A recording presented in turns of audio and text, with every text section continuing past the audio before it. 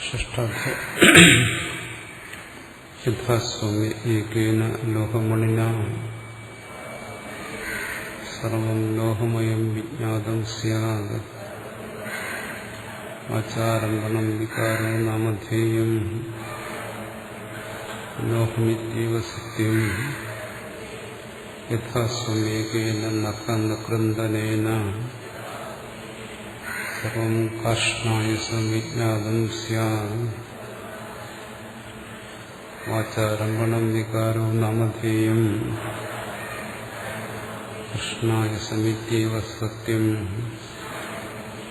എവം സൗമ്യ ആദേശോ ഭവതീതി.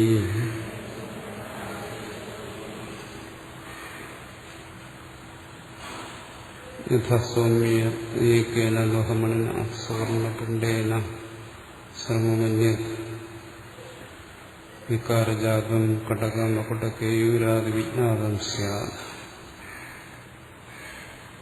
വാചാരംഭണം ഇത്യാദി സമാനം.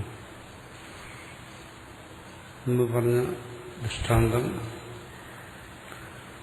ഒന്നുകൂടി വിശദമാക്കുന്നതിന് വേണ്ടി അടുത്ത മറ്റൊരു ഉദാഹരണം പറയുന്നു. യഥാസൗമ്യ അല്ലയോ പുത്ര ഏകേന ലോഹമണിന സുവർണപിണ്ഡേന. അവിടെ മൃത്പിണ്ഡം എന്ന് പറഞ്ഞു, ഇവിടെ സുവർണപിണ്ഡം. ഒരു സുവർണശകലം സർവമന്യദ്വികാരജാതം, അതിനെ അറിഞ്ഞു കഴിഞ്ഞാൽ അതിൽ നിന്നുണ്ടാകുന്ന സർവവികാരങ്ങളെയും കടകം മുകുടം കേയൂരം സ്വർണ്ണാഭരണങ്ങൾ വിജ്ഞാനം സ്യാം, ഇതെല്ലാം അറിയാൻ പറ്റുന്നു. തോൾവള അതെന്താണ്, മുകുടം കിരീടം എന്താണ്, കേയൂരം ശിരസിൽ ധരിക്കുന്ന ആഭരണം, ഇങ്ങനെയുള്ള പലതരത്തിലുള്ള ആഭരണങ്ങൾ, പഴയകാലത്ത് ഉപയോഗിച്ചിരുന്ന ആഭരണങ്ങളെല്ലാം ഒരു സുവർണ ഖണ്ഡത്തെ മനസ്സിലാക്കിയാൽ മനസ്സിലാക്കാൻ കഴിയുന്നു അങ്ങനെ ഇതെല്ലാം സുവർണമാണ്. പിന്നെ സുവർണം അല്ലാതെ ഇതിൽ രണ്ടാമത് മറ്റൊന്നുമില്ല. മുമ്പ് പറഞ്ഞ വ്യാഖ്യാനം തന്നെ വാചാരംഭണം ഇത്യാദി സമാനം. മറ്റ് മുമ്പ് വ്യാഖ്യാനിച്ചതുപോലെ മനസ്സിലാക്കണം. ഇനി അടുത്ത് മറ്റൊരു ദൃഷ്ടാന്തം പറയുന്നു. യഥാസ്വാമ്യ ഏകേന നഖനകന്ദനേന വിലക്ഷിതേന കൃഷ്ണായ സപിണ്ഡേന. ഒരു നഖനകന്ദനം, നഖം വെട്ടുന്ന സാധനം, അത് എങ്ങനെ കൃഷ്ണായ സപിണ്ഡേന, കാരിരുമ്പ് കൊണ്ടുണ്ടാക്കിയതാണ്. ഒരു നഖനകന്ദനത്തെ മനസ്സിലാക്കി കഴിഞ്ഞാൽ സർവം കാഷ്ണായസം, ആ ഇരുമ്പ് കൊണ്ടുണ്ടാക്കിയ മറ്റെല്ലാ സാധനങ്ങളും, മൺവെട്ടി കോടാലി തുടങ്ങിയ സർവ്വസാധനങ്ങളും വികാരജാതം വിജ്ഞാതം സ്യാത്. എന്നാൽ ഇരുമ്പാണെന്നറിയാം, സമാനമല്ലേ. അതുപോലെ വാചാരംഭണം വികാരവും നാമധേയം, സർവവികാരങ്ങളും കേവലം വാക്കിന് ആലംബനമാണ്. ഇങ്ങനെ പറയാൻ ധാരാളം ദൃഷ്ടാന്തങ്ങളുണ്ട്. എന്തുകൊണ്ടിത് പറയുന്നു? അനേക ദൃഷ്ടാന്തോപാദാനം ദാഷ്ടാന്തിക അനേക ഭേദാനുഗമാർത്ഥം ദൃഢപ്രതീത്യർത്ഥം ച. ആവർത്തിക്കുന്നു, പല പല ഉദാഹരണങ്ങളിലൂടെ ഒരേ ഒരു കാര്യത്തെ പറയും. അദ്വൈതത്തിൽ ആവർത്തി എന്ന് പറയുന്നത് സാധാരണമാണ്. ഇതെന്തിനു വേണ്ടി ഇവിടെ ബോധിപ്പിക്കാൻ ശ്രമിക്കുന്നത്? ഈ ജഗത്തിന് കാരണമായിരിക്കുന്ന പരമമായ സത്ത്, അതിൽ നിന്ന് വേറെയല്ല ജഗത്ത്. ജഗത്ത് അത് തന്നെയാണ്. ഇതാണ് പറയാൻ ഉദ്ദേശിക്കുന്നത്.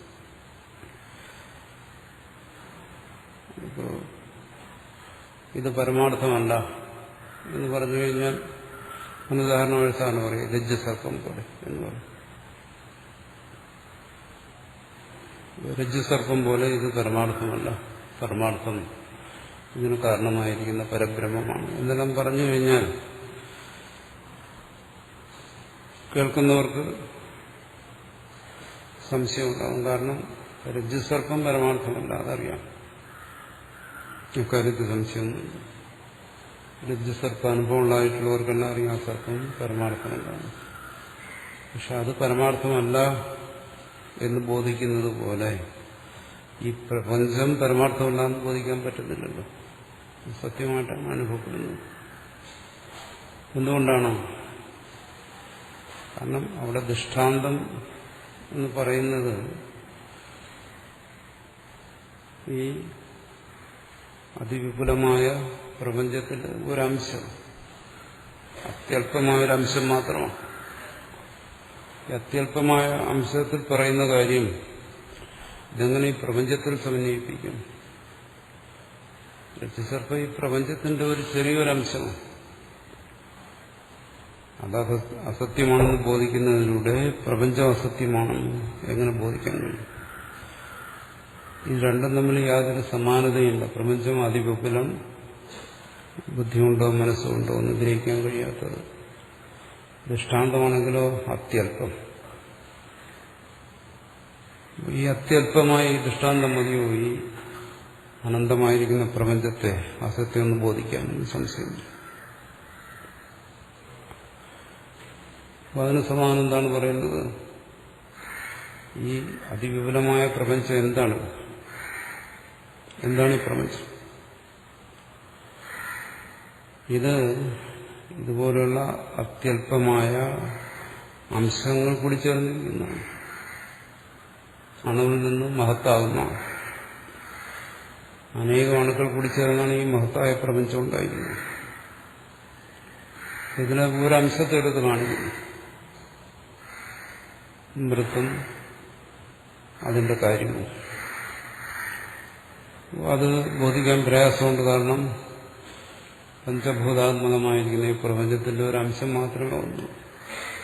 അങ്ങനെയാണെങ്കിൽ പ്രപഞ്ചത്തിന്റെ ഓരോ അംശത്തെയും ഓരോന്നോരോന്നായിട്ടെടുത്ത് പരിശോധിച്ച് നോക്കും. ഈ പറയുന്ന സിദ്ധാന്തം അവിടെ യോജിക്കുന്നു ഇല്ലയോ?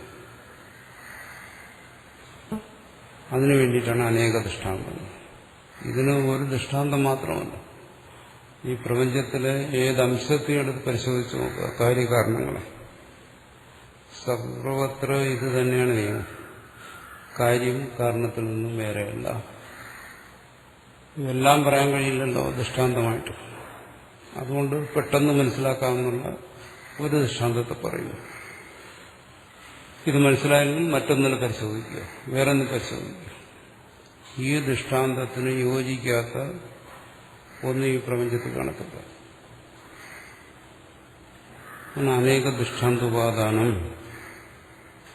അനേക ദൃഷ്ടാന്തത്തെ ഇവിടെ പറഞ്ഞു. ഇവിടെ ഇപ്പം 3 ദൃഷ്ടാന്തമേ പറഞ്ഞു. ദാഷ്ടാന്തിക അനേക ഭേദാനുഗന്മാർ.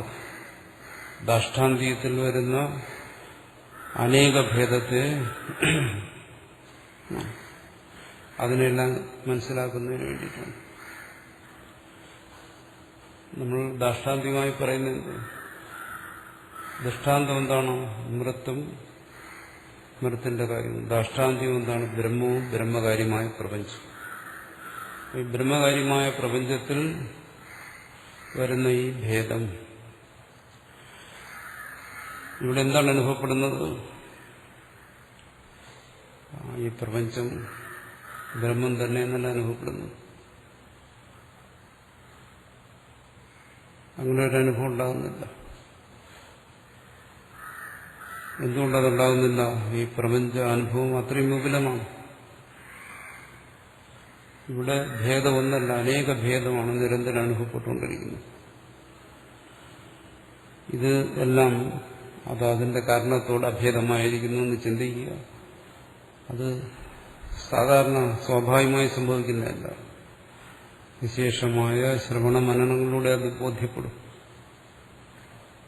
ഈ ഏകമായ ദൃഷ്ടാന്തത്തിലൂടെ ഈ വിപുലമായ പ്രപഞ്ചത്തിൽ ഈ കാര്യകാരണ നിയമത്തെ സ്ഥാപിക്കുക. അതിനുവേണ്ടിയിട്ട് 2-3 ദൃഷ്ടാന്തങ്ങൾ പറയുന്നു. ഇതുപോലെ എല്ലാം പരിശോധിച്ചു.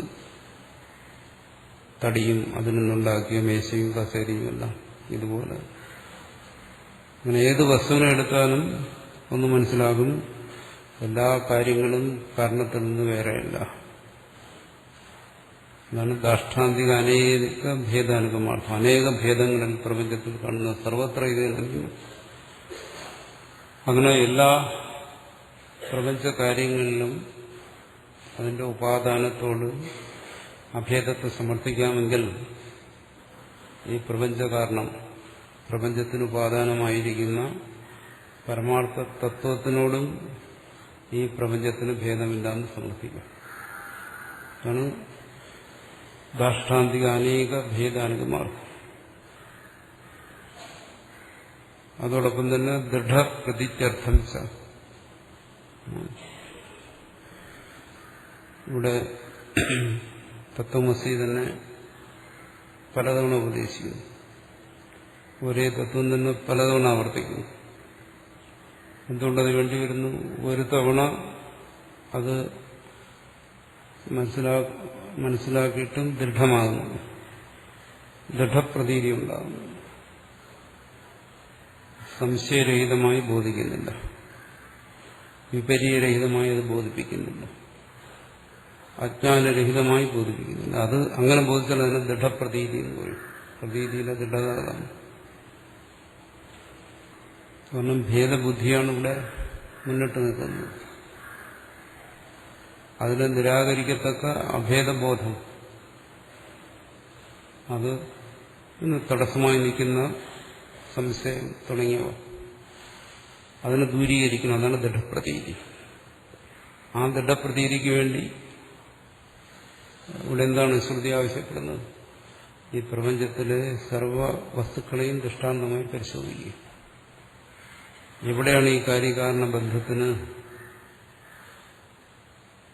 വ്യത്യാസം വരുന്നത്? ഈ കാര്യകാരണ ബന്ധം എവിടെയെങ്കിലും ഈ പ്രപഞ്ചത്തിൽ കാണാതെ വരുന്നുണ്ടോ എന്ന് പരിശോധിക്കുക. അങ്ങനെ എവിടെ പരിശോധിച്ചാലും ശരി ബോധ്യപ്പെടുന്നു കാര്യം കാരണത്തിൽ നിന്ന് വേറെയല്ല. അതാണ് ദൃഢപ്രതീതി. അങ്ങനെയാണെങ്കിൽ അത് ബോധ്യപ്പെടുന്നു ഈ പ്രപഞ്ച കാരണത്തിൽ നിന്ന് പ്രപഞ്ചം വേറെയല്ല, അത് തന്നെയാണ് ദൃഢപ്രതീതി എന്ന് പറയുന്നത്. സൗമ്യസ്യ ആദേശോ യോ മയോക്തോ ഭവതി യുക്തവതി പിതൃ അഹ ഇതരോ നവൈനൂനം ഭഗവന്തഃ പൂജാവന്തോ ഗുരവോ മമയേത യദ്ഭവത് ഉക്തം വസ്തു ന അവേദുഷു ന വിജ്ഞാതവന്തോ നൂനം.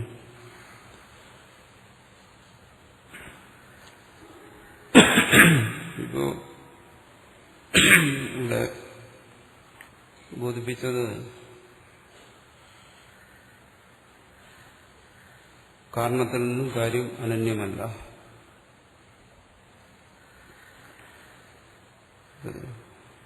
ബ്രഹ്മത്തെക്കുറിച്ചൊന്നും പറഞ്ഞു, സത്തിനെക്കുറിച്ച് പറഞ്ഞു. വാചാരംഭണം വികാരവും നാമധേയം അതേ പറഞ്ഞു. കാരണം ബ്രഹ്മത്തെ കുറിച്ച് നേരിട്ട് പറഞ്ഞാൽ ബോധിക്കാൻ ഒക്കത്തില്ലല്ലോ.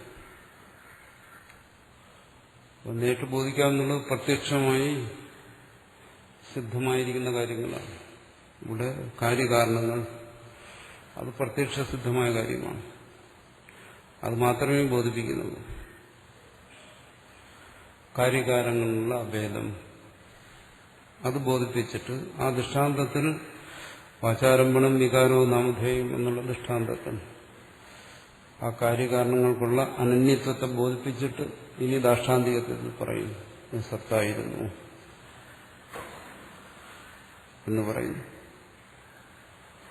ഈ പറഞ്ഞ കാര്യം മനസ്സിലായി പുത്രന്. അതുകൊണ്ട് സൗമ്യ ആദേശോ യോ മയോക്ത യേനാശ്രിതം ശ്രുതം ഭവതി അമതം മതം എന്നെല്ലാം പറഞ്ഞല്ലോ.